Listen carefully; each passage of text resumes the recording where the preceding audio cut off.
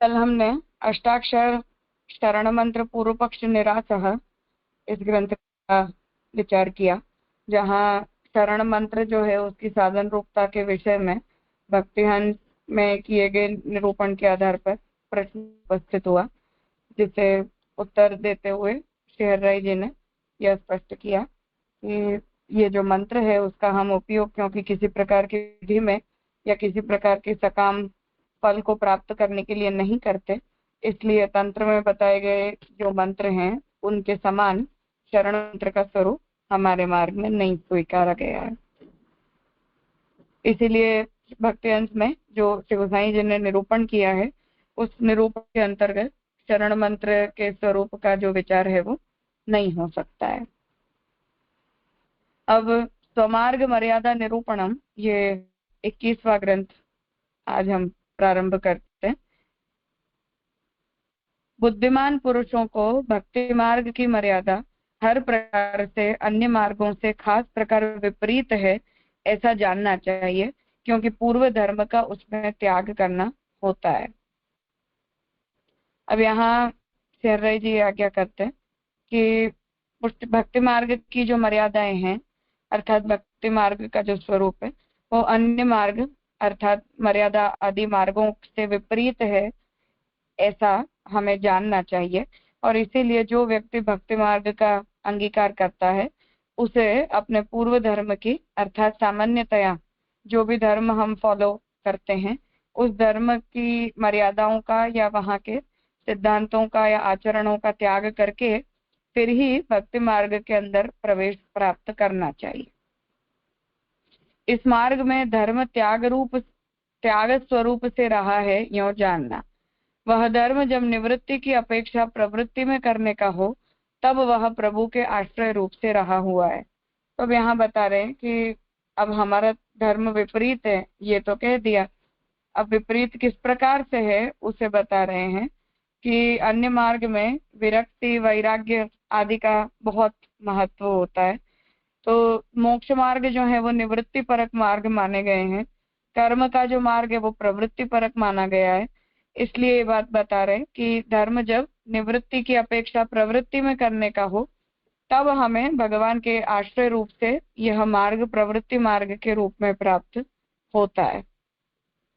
इस मार्ग में सेवा मानसी जाननी और कर्म मार्गीय पूजा की अपेक्षा उसे भिन्न ही प्रकार की समझनी। तो हमारे लिए हमारे मार्ग में सेवा जो है वो मानसी रूपा है अर्थात चेतस्तत् प्रवणम रूप जब वो सेवा सिद्ध हो जाए तभी वो सेवा जो है वो फल रूपा मानी जाती है। और ऐसी जो सेवा है उस सेवा के करते जो भी त्याग मार्ग हैं उन्हें हमें भिन्न और स्वतंत्र जानने चाहिए।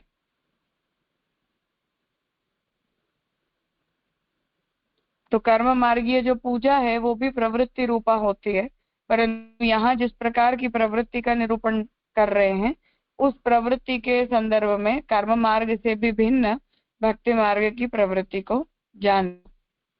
इस मार्ग में प्रभु की आज्ञा का बराबर पालन करना यही धर्मादि का अनुष्ठान है और प्रभु ने श्री महाप्रभु जी के समक्ष प्रकट होकर जो आज्ञा की वही प्रमाण है। तो हमारे मार्ग में भगवान ने प्रकट होकर हमें जो आज्ञा दी थी अर्थात महाप्रभु जी को दी थी और महाप्रभु जी के द्वारा हमें प्राप्त हुई है। तो समर्पण के विषय में प्रभु की जो आज्ञा है यही हमारे लिए धर्मादि का अनुष्ठान है अर्थात हमारा धर्म हमारा कर्तव्य या हमारी प्रवृत्ति जो है वो भगवद आज्ञा अनुरूप ही है और प्रभु ने जो आज्ञा दी वही हमारे लिए प्रमाण है। इस मार्ग में प्रमेय वस्तु मात्र प्रभु ही हैं, स्वर्ग आदि प्रमेय नहीं है अर्थात प्राप्तव्य प्राप्त करने योग्य जो कुछ भी है वो प्राप्त करने योग्य वस्तु केवल भगवान ही है। भगवान के अतिरिक्त स्वर्ग मोक्ष वगैरह जो है वो फल रूप नहीं है। इस प्रमेय प्राप्ति के लिए प्रभु का मार्ग ही साधन है और फल तथा साधन एक ही है। तो भगवान को प्राप्त करने के लिए प्रभु की कृपा से बताया हुआ ये मार्ग ही साधन रूप है, और साधन भी भगवान ही है और फल भी भगवान है। तो प्रभु के प्रति अनन्यता और निष्ठा यही हमारे लिए साधन है, यही हमारे लिए फल है। इस मार्ग में फलस्वरूप प्रभु को तो प्रथम पधरा दिया जाता है, इसके बाद की सेवा यह साधन, यह है साधन, यह सेवा भी इस मार्ग में फल रूप है। तो हमें फल के रूप में तो भगवान प्रथम ही प्राप्त हो जाते हैं, बस भगवान की फल रूपता का अनुभव जो है वो हमें उस समय नहीं हो पाता, इसलिए सेवा जो है वो भी पुष्टि मार्ग में फल रूप है। इस मार्ग में प्रभु सेवा में प्रवृत्ति करनी यही सच्चा त्याग है। अन्य सर्व प्रवृत्ति इस मार्ग से हजारों कोस दूर है। तो भगवत सेवा में हमारी जो प्रवृत्ति है यही सर्वश्रेष्ठ प्रवृत्ति बताई है, और अन्य सभी प्रवृत्तियों का क्योंकि हमें त्याग करना होता है, इसलिए भगवत सेवा के अतिरिक्त अन्य जो भी साधन है वो तो हमारे मार्ग के साधन से बहुत ज्यादा दूर है।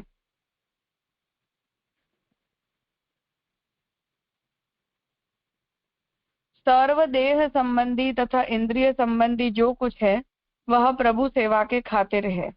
तो हमारे देह संबंधी और इंद्रिय संबंधी हमारा जो कुछ भी प्राप्त है हमें, वो सभी वस्तु प्रभु की सेवा के लिए है। सिवा कृष्ण सेवा के देहेंद्रियों का अन्य कुछ भी विनियोग नहीं, वह इस वाक्य का भावार्थ है। श्री कृष्णचंद्र जी ने युद्ध भूमि पर अर्जुन से जो बात कही, इससे स्पष्ट होगा कि स्वधर्म सर्वधर्म त्याग रूप विरुद्ध कृति ही इस मार्ग में धर्म है।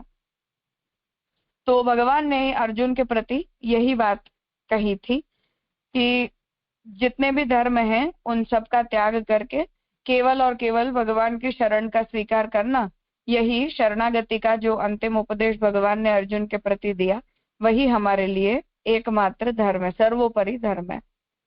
युद्ध भूमि पर अर्जुन को उपदेश देने के मिस प्रभु ने यही बात बताई है, अर्थात जो उपसंहार है सर्वधर्मान परित्यज्य, वहां से ये बात स्पष्ट है। इतना समझ लो कि जिससे श्री कृष्णचंद्र जी के साथ संबंध स्थापित हो उसी को इस मार्ग में धर्म कहा है। तो जो कुछ भी हमें भगवान के साथ प्राप्त होता हो, वो प्राप्त हुआ जो फल है वही प्राप्त हुआ फल जो है वो पुष्टि मार्ग में फल रूप है। इसके अतिरिक्त जो कुछ भी है वो सब कुछ जो है वो पुष्टि मार्ग में साधन रूप नहीं है, या पुष्टि मार्ग में उसकी हमें आवश्यकता नहीं है। भक्ति मार्ग दासत्व में स्थित है। भक्ति मार्गीय विधि विधान उस दास धर्म से है। तो हमें जो प्रथम धर्म प्राप्त होता है वो कृष्ण का दासत्व प्राप्त होता है, और दासत्व में ही हमारे सभी धर्मों का निरूपण है।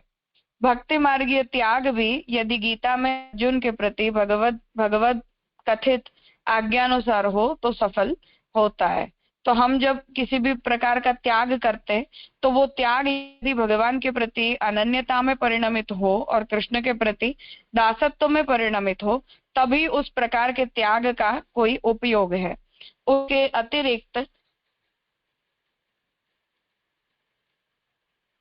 यदि सभी वस्तु का त्याग किया जाए परंतु भगवान में उसके द्वारा कोई निष्ठा या अनन्यता प्रकट ना होती हो, तो उस प्रकार के त्याग का जो है वो कोई फल नहीं है। इसलिए शरणागति जो है वो हर प्रकार के साधनों का त्याग करके परिवसित होने वाला धर्म है। वास्तव में इस मार्ग को त्याग स्वयं ही इष्ट है, क्योंकि सेवा करने में आदर होने की वजह से अपने देहादिक की सेवा को किंचित भी अपेक्षा नहीं। तो हमारा जो मार्ग है इसमें त्याग जीव से अपने आप ही हो जाता है, अर्थात हमें जानबूझकर प्रयास करके त्याग करने की जरूरत नहीं पड़ती है, स्वतः ही त्याग हो जाता है। क्योंकि जब जीव सेवा परायण होता है तो सेवा संबंधी धर्म में उसकी निष्ठा विशेष होती है, इसलिए देहादिक्की जो है वो अपने किसी स्वतंत्र कार्य के लिए सेवक को कभी अपेक्षा बच ही नहीं जाती। तो इसमें अब आगे के श्लोक से डिफरेंस बता रहे हैं कि ज्ञान मार्ग में जो त्याग रहा है वह किसके लिए है, यह निश्चित ही न होने से व्यर्थ है, जबकि भक्ति मार्ग में त्याग तो सब कुछ प्रभु के लिए है। तो त्याग का प्रयोजन यहाँ स्पष्ट कर रहे हैं कि ज्ञान मार्गीय साधनों में जो त्याग बताया गया है वो अक्षर ब्रह्म के लिए, अर्थात अपने आत्मफल आत्मबल की सिद्धि के लिए जो है वो त्याग किया जाता है। उस त्याग का जो है वो अन्य कोई प्रयोजन नहीं है, और अंततः वो जीव जो है वो उस प्रकार के त्याग की फल रूपता की अनुभूति भी नहीं कर पाता, जैसा भक्ति योग में भगवान कहते हैं कि वो जीव को उस प्रकार के फल में कोई आनंद की भी विशेष अनुभूति नहीं हो पाती है। इसलिए जो त्याग है उसका जो प्रयोजन है वो वहां निष्फल ही जाता है। परंतु भक्ति मार्ग में हम जो त्याग करते हैं, अर्थात या सेवा में निष्ठा होने के कारण हमसे स्वतः जो त्याग हो जाता है वो भगवान के लिए किया जाता है, और उसका जो परिणाम है वो भी भगवत प्राप्ति रूप होने के कारण फल रूप है और उत्तम है। इसलिए ज्ञान मार्गीय त्याग के करते भक्ति मार्गीय त्याग की विशेषता का यहाँ निरूपण किया। कुछ पूछना है?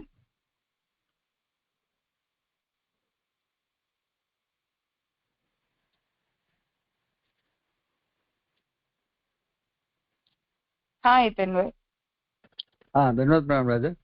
यहाँ जो ऊपर के श्लोक में बात आई नहीं कि श्री कृष्णचंद्र जी ने युद्ध भूमि पर अर्जुन से जो बात कही, यानी जो महाप्रभु जी हरिराय महाप्रभु सर्वधर्मान परित्यज्य मामेकम शरणं व्रज को जो चरम उपदेश की बात कर रहे हैं, तो वो तो यद्यपि अनन्यता है शरणागति रूप, और शरणागति प्रथम है, चाहे हम मीन्स समर्पण से भी जुड़े हैं, पर तो इनको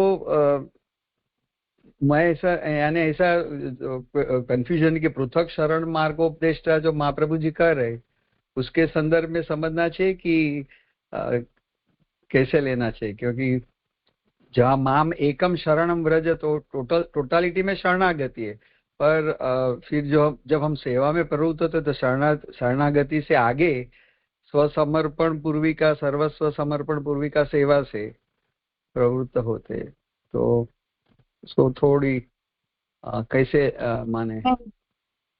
नहीं, यहाँ तो एकदम मतलब उस संदर्भ में नहीं ये बात कही जा रही है। यहाँ तो तात्पर्य ये है कि हम प्राथमिक रूप से जो त्याग करते हैं, अनन्यता का ग्रहण करते हैं, वो पृथक शरण मार्ग के अंश में नहीं, ब्रह्म संबंध से पूर्व ही, अर्थात शरण दीक्षा लेकर ही, तो वहां से ही हम ये संकल्प कर लेते हैं कि अब अन्य कोई फल में हमारी प्रवृत्ति नहीं, अन्य कोई साधन में हमारी प्रवृत्ति नहीं, तो उस प्रकार का प्रारंभिक त्याग तो वहीं के वहीं हमारा हो जाता है।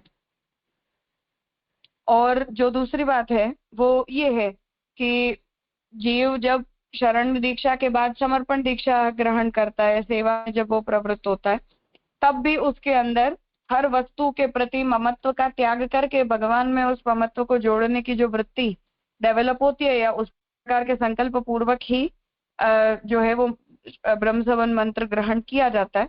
उन दोनों ही कॉन्टेक्स्ट में जनरलाइज्ड संदर्भ में हरिराय जी ये बात समझा। जी राजा। और जैसे वो रामानुज वाले के वैसे मार्जारी, ये जो ठाकुर जी का वचन है वो मार्जारी न्याय से भी समझ सके, तो उस तरह भी वो थोड़ा संगत हो रहा है। हाँ बिल्कुल।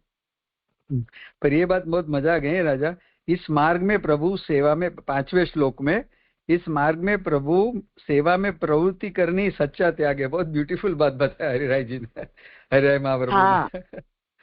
हाँ। प्रवृत्ति को निवृत्ति बता दी थी, यार सॉरी निवृत्ति ने त्याग बता दिया, और आगे कह दिया कि भाई निवृत्ति और हमें तो प्रवृत्ति में प्रवृत्त होना है, लेकिन प्रवृत्ति किस तरह की है वो मजा आ गई। सही बात है।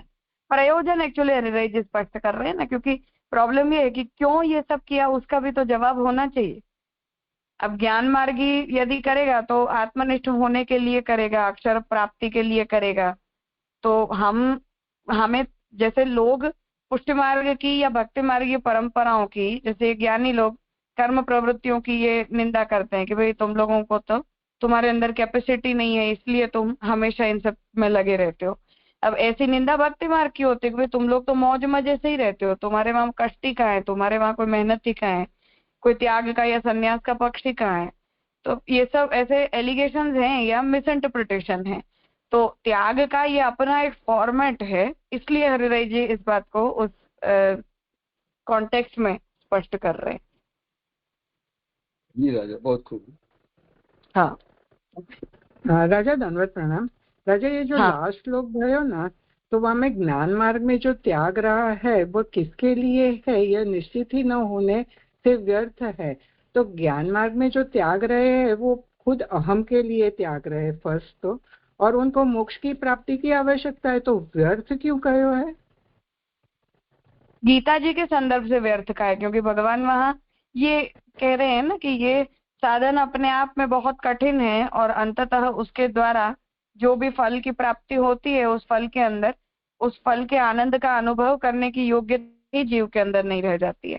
ऐसा करके भगवान ने स्वयं ही जो है वो उस साधन की निंदा की है, इसलिए वहां से ही ये बात हरिराय जी कह रहे हैं कि वो यूजलेस है। ओके, गीता जी को रेफरेंस लिए। ओके, हाँ, भक्ति योग में जो अर्जुन ने पूछा आपको आपके सगुण रूप का उपासक पसंद आता है या निर्गुण रूप का उपासक, वहां जो भगवान की आज्ञा है ना उस संदर्भ से ला रहे हैं कि वो, क्योंकि आप किसके लिए त्याग रहे हो, अर्थात आपको जब फल मिलेगा तब फल का अनुभव करने योग्य तो आप रहोगे ही नहीं।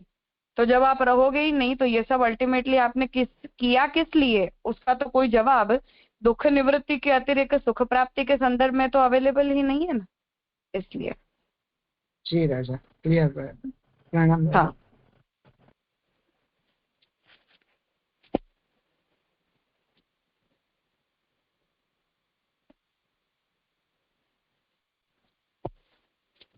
ठीक है,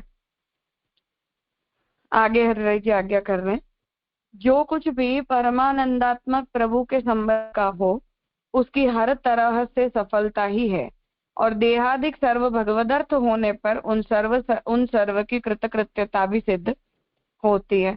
तो अब यहाँ सिद्धांत रहस्य में गंगा जी के संबंध से होने वाले जो फल की श्री महाप्रभु जी ने चर्चा की है उसे हरिराय जी बता रहे हैं कि जिस किसी वस्तु का भगवान के साथ संबंध होता है वो वस्तु तो परमानंद रूप हो जाती है, और परमानंद रूप हो जाने के कारण हर तरह से परमानंद रूप हो जाने में उसकी सफलता है। और देहादिक जितने भी हैं वो भगवदर्थ हैं, इसलिए उन सब की कृत्यता भी सिद्ध हो जाती है। तो हम त्याग की बुराई इस दृष्टि से करते हैं कि भगवत संबंध जिस किसी वस्तु का हुआ है उस वस्तु का त्याग करना तो फल को ठुकराने वाली बात होती है। तो त्याग की निंदा कृष्ण संबंध होने के कारण है, और जो प्रवृत्ति है वो भी कृष्ण के साथ हुए संबंध की प्रशंसा के अर्थ में है। इसलिए जो कोई भी वस्तु हमारे पास है उस वस्तु का यदि प्रभु के साथ संबंध होता है तो वो वस्तु धन्य हो जाती है, इसलिए उसमें निंदा की या त्याग की कोई चर्चा भक्ति मार्ग में नहीं की जाती है। सर्वत्र प्रभु के धर्म के ही विचार आया करते हैं, अतः ऐसे भक्त को सर्वत्र भगवान ही स्थित हैं ऐसा भाव स्फुरित होता है। इंद्रियों का संबंध और अन्य पदार्थों का संबंध इस भगवत बुद्धि से नष्ट हो जाता है। तो यहाँ ये बात समझा रहे हैं कि हर जगह हमें भगवान के संबंध का विचार आता है, क्योंकि जिस किसी वस्तु का हम भगवत विनियोग करवा के उपयोग करते हैं उस प्रत्येक वस्तु में हमारी जो बुद्धि है वो भगवत बुद्धि होती है। लौकिक बुद्धि फिर हमारी उस प्रसादी वस्तु के अंदर बच नहीं जाती है, और इसीलिए उस वस्तु के साथ उस वस्तु का उपयोग करने पर हमें जो है वो प्रभु का संबंध ही याद आता है, और लौकिक संबंध जो है वो हमारे वहां विस्मृत हो जाते हैं। इसलिए ऐसी वस्तु का संबंध होना जो वो भगवत अनुभव तुल्य माना गया है। और ऐसी जब स्थिति आती है तो सांसारिक संबंध जो है वो हम वहां हमारे विस्मृत हो जाते हैं। इस जगदादि की स्फूर्ति के विषय की बात करते भी इस जगदादि का विस्मरण ही इस भक्ति मार्गीय त्याग में रहा है। तो हमें जो है वो यहाँ उन वस्तुओं के विषय में जगत के संबंध की कोई स्फूर्ति बच नहीं जाती है, और जगत के संबंध का हमें विस्मरण हो जाता है। यही हमने त्याग किया है उसका द्योतक है। अर्थात किसी भी वस्तु को देखने पर यदि हमें वहां उसका सांसारिक स्वरूप या सांसारिक संबंध याद नहीं आया तो उसका मतलब है कि आपने अपने आप में उसकी फल रूपता का अनुभव कर लिया। यही आपके त्याग का प्रतीक है कि उसके सांसारिक पक्ष का और सांसारिक एस्पेक्ट का जो है वो हमने पूर्णतः जो है वो त्याग किया है। इसीलिए हर प्रकार से प्रभु के जो सर्वधर्म हैं वे श्री भागवत जी से, श्री सुबोधनी जी द्वारा जान लेने चाहिए, क्योंकि प्रभु के धर्मों का ज्ञान न हो तो जगत आदि में प्रभु के धर्मों की स्फूर्ति न हो सके। तो जो बात हम अद्वैत का अध्ययन करने के समय समझते हैं, पढ़ते हैं और ये कहते हैं कि हर वस्तु के साथ भगवान का जो है वो संबंध होता है, हर वस्तु भगवत संबंध युक्त होती है, और जिस वजह से हम मायावाद का भी उसी ग्राउंड पर खंडन करते हैं कि मायावाद जो है वो इसीलिए उत्तम नहीं होता क्योंकि हर वस्तु में रहे हुए भगवत धर्म का या भगवत संबंध का जो है वो वहां नेगेशन किया जाता है या उसका हम वहां त्याग कर देते हैं, उस प्रकार के संबंध की हम वहां स्फूर्ति ही नहीं बचाते। तो इस प्रकार का जो विचार है, इस प्रकार की जो इंसाइट है, वो हम जब तक अद्वैत बुद्धि डेवलप नहीं करते या जब तक हम हर वस्तु का प्रभु संबंध नहीं सोचते तब तक जो है वो हमें वहां भगवत धर्म की स्फूर्ति हो नहीं पाती है। और इसीलिए शास्त्र के द्वारा, ग्रंथों के अध्ययनों के द्वारा जो है वो हमें प्रत्येक वस्तु के भगवत संबंध का जो विचार है वो समझना चाहिए, ताकि जब तक अनुभव भले ही न हो पर बुद्धि पूर्वक प्रत्येक वस्तु में रहे हुए भगवत धर्म का और भगवत संबंध का विचार हम कर पाए। श्रीमद् भागवत ही सर्व भक्तों की सचमुच गति है। वह क्या करता है? अपने अलौकिक स्वरूप बल से हर प्रकार से भक्त के संसार का अहंता ममता बुद्धि से जिन सांसारिक पदार्थों में आसक्ति रही हो उसका नाश करता है, प्रभु के धर्मों का बोध कराता है, भगवत भाव से परिपूर्ण ऐसे भाव का दान करता है, अपने बल से भक्ति के समग्र प्रकार ज्ञान देता है और प्रपंच जगत आदि की स्फूर्ति से युक्त जो हैं उनके संबंध में उसके विस्मरण रूप इष्ट अर्थ को सिद्ध करता है। भक्ति की सिद्धि में भागवत की जो उपयोगिता है उसका यहाँ से हरिराई जी निरूपण कर रहे कि हम सभी भक्तों की जो है वो भागवत ही गति है, इसीलिए महाप्रभु जी ने भागवत को भक्ति शास्त्र कहा है। तो भागवत के अध्ययन से क्या होता है? तो उसकी फल रूपता आप बताते हैं कि भागवत का जो अलौकिक अर्थात भगवत नामात्मक जो भागवत का स्वरूप है उससे जितने भी भक्त हैं वो उनके सांसारिक अहंता ममता बुद्धि का नाश होता है। कैसे होता है? तो प्रभु के धर्मों का हमें सर्वत्र बोध होता है और भगवत भाव से परिपूर्ण ऐसा जो भाव है वो हमारा भागवत के अध्ययन के द्वारा, चिंतन के द्वारा दृढ़ होता है। और ऐसे भागवत के बल से भक्ति के जितने भी प्रकार हैं अर्थात भक्ति का स्वरूप, भक्ति के साधन, भक्ति में होने वाले दोष, उन सब का हमें पूर्णतः ज्ञान होता है। और फिर भगवत संबंध होना या भगवान के संबंध में सांसारिक वस्तुओं का त्याग करना, समर्पण करना, इन सभी विषयों का भी हमें वहीं से पूर्णतः ज्ञान होता है, जिसके परिणाम स्वरूप जागतिक अर्थों का विस्मरण होके हमें भगवान के धर्मों की और प्रभु के स्वरूप की जो है वो स्फूर्ति होती है, जो भक्ति मार्ग में फल रूप है या निरोध रूप है। ऐसा भागवत का यहाँ उपयोग भक्ति सिद्धि के लिए श्री हरिराय जी समझा रहे हैं। पूछना है कुछ?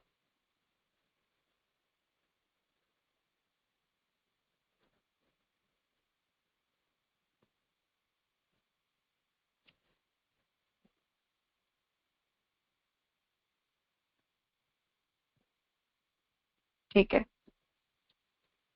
इस श्रीमद् भागवत शास्त्र का यदि ज्ञान हो तो फलदायक होता है, परंतु इस ज्ञान में गुरुचरण का आश्रय हेतु रूप है। तो 17वें श्लोक में आपने ये आज्ञा दी कि भगवत के ज्ञान से ही हमारे अंदर भक्ति सिद्ध होती है और जो निरोध का स्वरूप जो महाप्रभु जी बता रहे हैं ऐसा निरोध भी हमारा भगवान में भागवत शास्त्र द्वारा ही हो पाता है। परंतु भागवत के वस्तुतः स्वरूप का या भागवत के अर्थ का जो ज्ञान है वो गुरु के कृपा बल से ही होता है।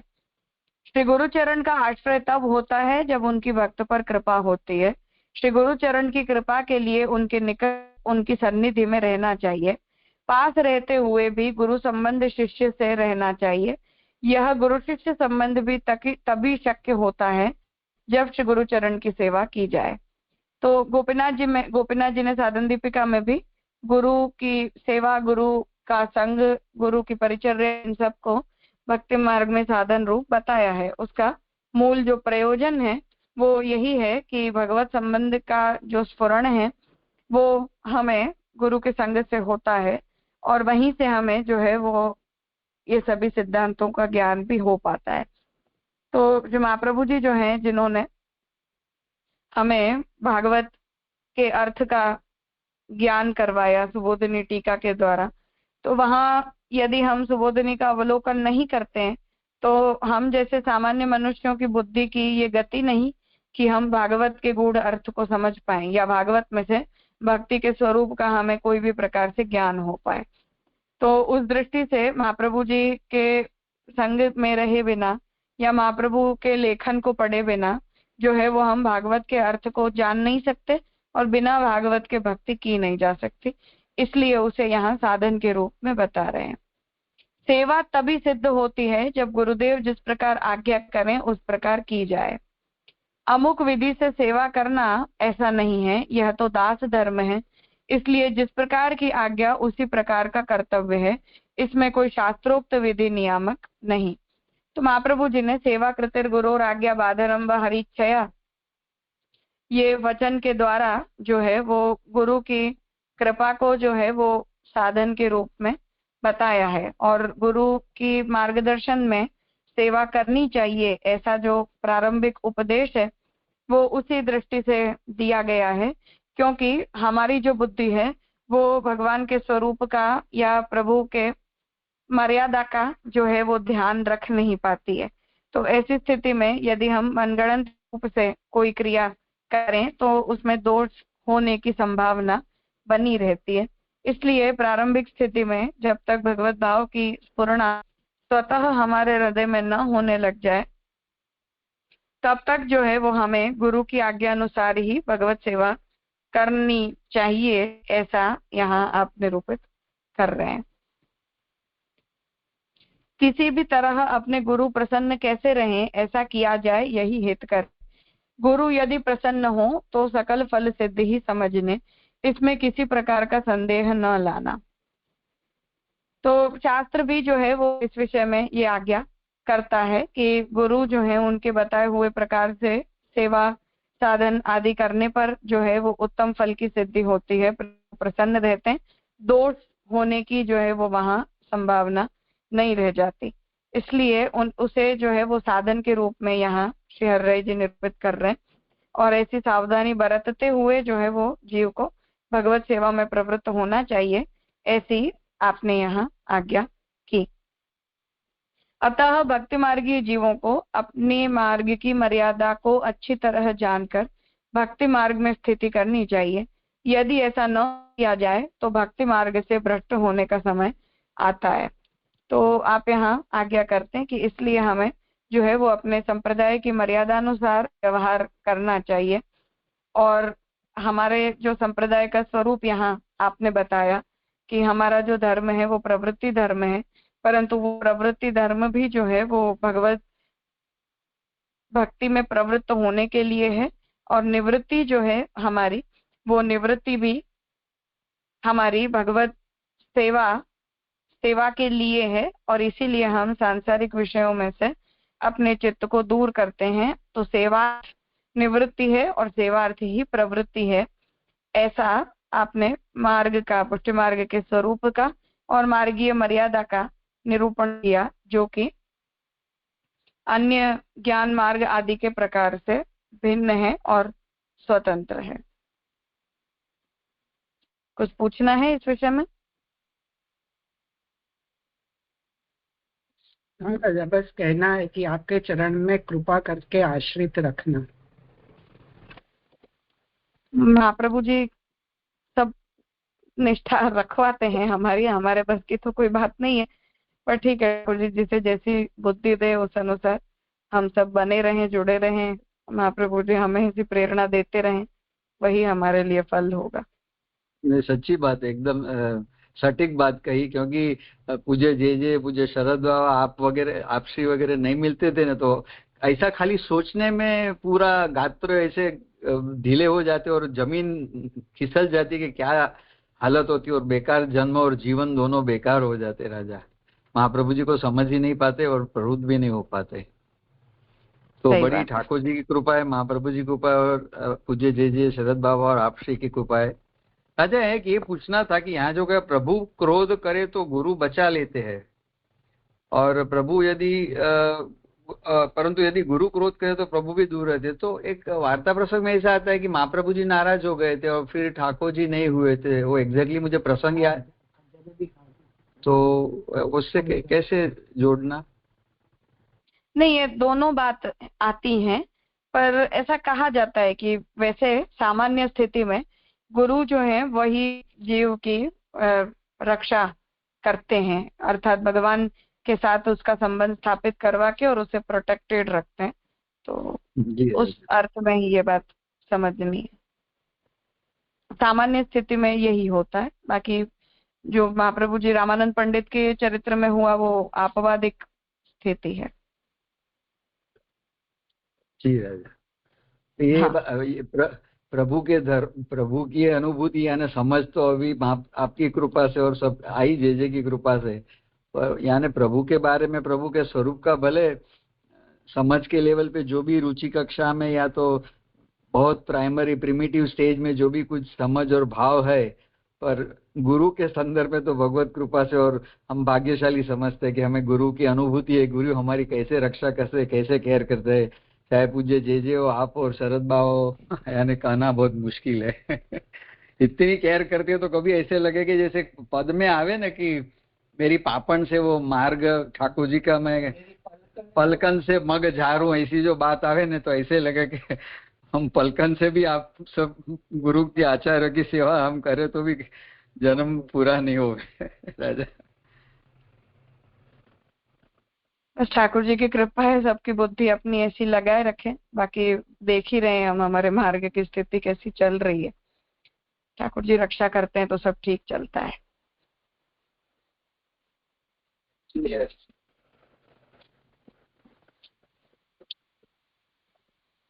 ठीक है, तो ये ग्रंथ यहाँ संपन्न होता है।